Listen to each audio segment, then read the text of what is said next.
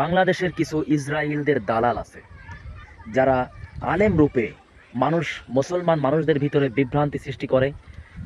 তারা মুসলমানদের ভিতরে দলে দলে ভাগ করতে শেখায়। তারা করে ফেলেছেও, অনেকগুলো ভাগ করে ফেলেছে মুসলমানদের ভিতরে।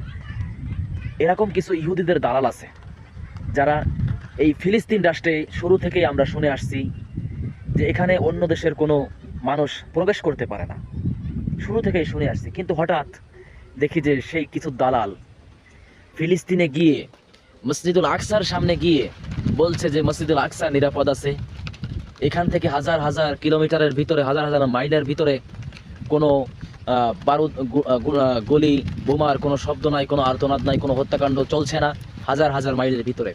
এই যে এটা বলার কারণ কি জানেন? আমার মনে হয় এটা বলার কারণ হচ্ছে যে মুসলমানরা বাংলাদেশে বিভিন্ন দেশে প্রতিবাদ করছে, এই প্রতিবাদটা যেন এই বার্তার মাধ্যমে থেমে যায় যে ফিলিস্তিনের মানুষ তো শান্তিতেই আছে, আল আকসা এখনো আল আকসা মসজিদ সুরক্ষিত আছে। এইটা যখন মানুষ জানতে পারবে তখন তো এই মিছিলগুলো, সমাবেশগুলো থেমে যাবে।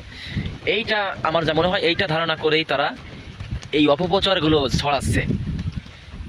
তারা যদি ইহুদির দালাল না হতো, যে দেশে কোনো মানুষ প্রবেশ করতে পারে না, তারা কি করে প্রবেশ করলো বাংলাদেশের মানুষ হয়ে?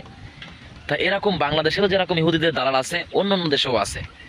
এরা মানুষের ভিতরে বিভ্রান্তি সৃষ্টি করে। আবার তারা সেই ফিলিস্তিন থেকে ফিরে এসে বলছে